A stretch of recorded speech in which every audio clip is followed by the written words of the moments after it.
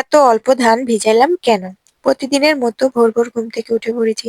উঠেই রান্না বসিয়ে দিয়েছি। আজকে আর আগে থেকে কোনো ভিডিও করার প্ল্যান ছিল না। হুট করেই ভিডিও করছি। তো আজকে রান্না করলাম চাল কুমড়া, পাঁচমিশালি মাছ দিয়ে রান্না করলাম।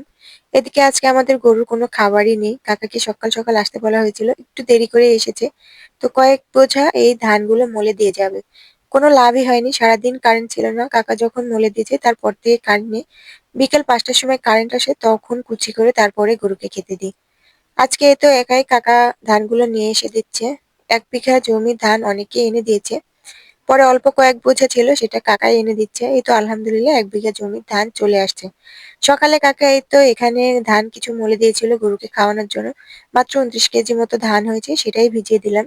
আর এটা ভেজানোর কারণ হলো এটা অন্য জাতের ধান যেটা আমরা কখনোই খাইনি। তো ভিজিয়ে দেখলাম যে এগুলো সিদ্ধ করার পরে চাউলগুলো খেতে কেমন টেস্টি হয়। মিষ্টি হলে আমরা আবারও সিদ্ধ করার চেষ্টা করব।